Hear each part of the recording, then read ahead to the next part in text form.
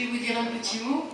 Tout d'abord, veuillez me pardonner mon retard, mais j'étais évidemment prise ailleurs et à Draguignan. C'était la séance solennelle de rentrée du tribunal et je me devais d'être là-bas, parce que comme vous le savez tous, il y a un tribunal à Brignoles. Alors, je suis très contente de vous voir, très très nombreux, malgré toutes vos obligations, malgré le temps qui passe, malgré la période difficile. Donc, je suis très contente de vous voir. Je vous remercie infiniment de votre présence. Et je demande à Philippe Barthélemy qui vient d'arriver de me rejoindre. Finalement, je ne voulais pas me mettre là, mais du coup, je vous vois tous. Et ceux qui arrivent en retard, Philippe vient nous rejoindre. Et j'ai demandé à tous les maires, mes amis qui sont là et qui représentent notre commune, je vais vous les présenter, de venir me rejoindre. Et on a aussi les anciens maires, mais dont on ne peut pas se passer, n'est-ce pas? Voilà. Alors, je voudrais, et vous me permettrez de saluer tous les maires présents. Je vais les citer. Philippe par l'ordre d'entrée en scène. Philippe Barthélemy, maire de Saint-Cyr. Richard Gir. Richard Gir, on ne le présente pas, c'est l'ancien maire de Méhoun, mais comme c'est un grand ami, il a le droit d'être ici avec vous surtout, et avec nous.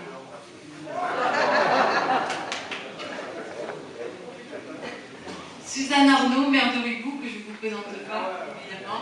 Monsieur le maire du Cossé, Georges Ferrero. Monsieur le maire de Méhoun, le vrai. Philippe Drouot, l'actuel.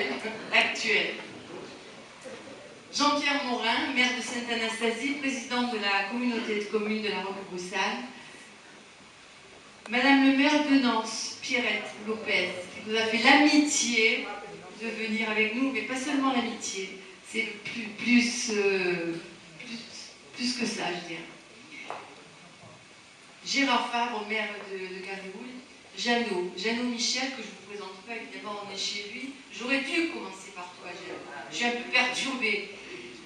Mais Jeannot Michel, à qui j'ai demandé la salle, qui l'a aussitôt prêté, donné presque, j'allais dire, et avec beaucoup de simplicité, de gentillesse, de gratuité.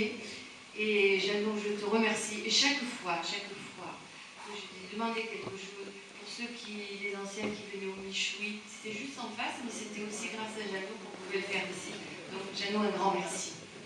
Monsieur le maire du Castellet, merci de votre présence. Et puis, madame le maire de Saint-Maximin nous a demandé de l'excuser, Christine Lanfranchi, et elle nous a envoyé son ami adjoint dans son conseil municipal pour la représenter.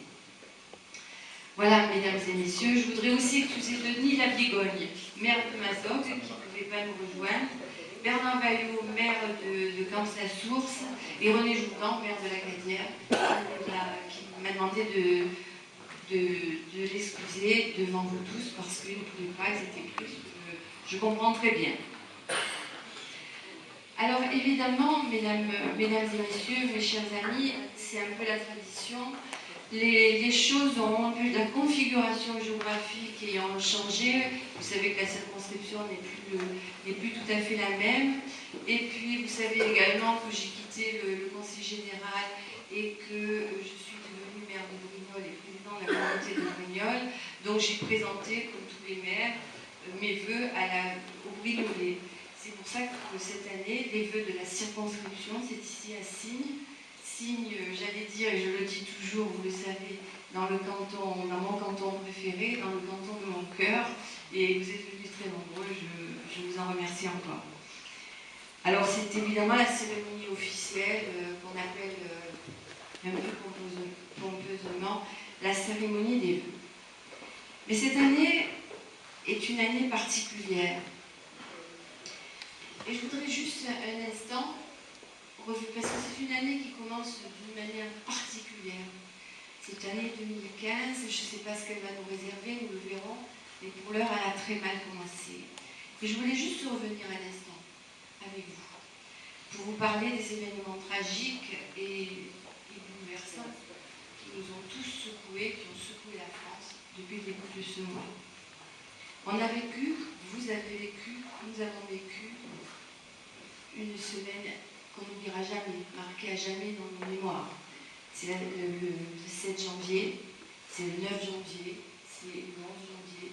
Et je voulais y revenir, non pas pour en reparler, mais je pense que c'est une manière pour nous aussi de dire qu'on est français, et qu'on est solidaire de la France et qu'on a envie que les choses changent.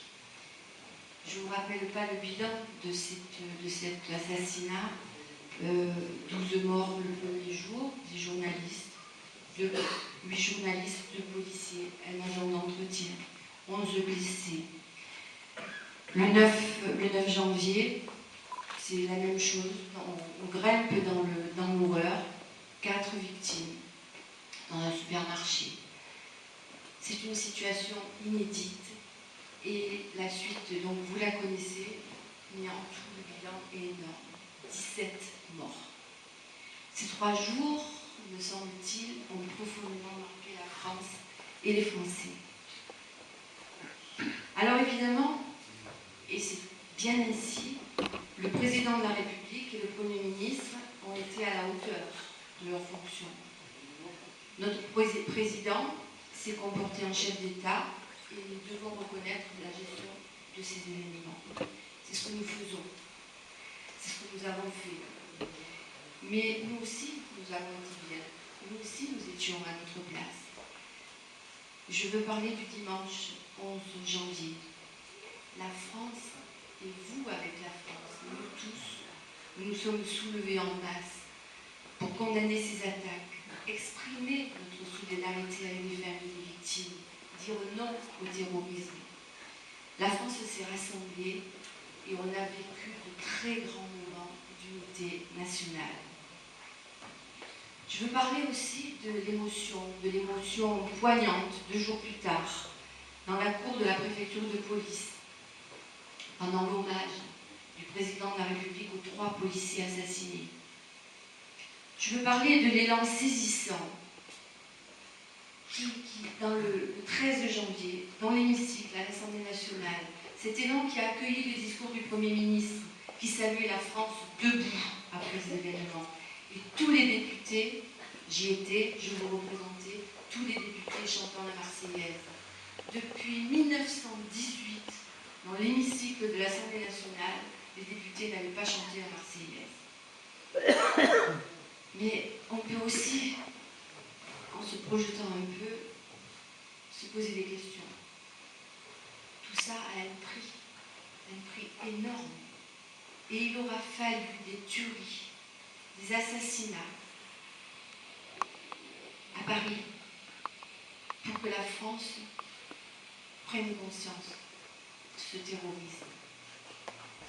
Des assassinats de dessinateurs parce qu'ils étaient libres de leur dessin. Des policiers parce qu'ils étaient policiers. Des juifs parce qu'ils étaient juifs. Et pour que les Français se retrouvent pour défendre les valeurs de liberté, d'égalité, de fraternité, pour défendre la mémoire de la France, l'histoire de la France, pour défendre une certaine idée de la France, il a fallu payer très cher. Alors, on se rend compte aussi que François Hollande, Manuel Valls l'ont bien compris, bien exprimé, bien assuré. Et du coup, évidemment, l'opinion leur accorde un crédit nouveau et les sondages remontent. Pour autant, s'ils ont su se réinscrire dans le grand récit national, ils n'en ont pas encore écrit la suite.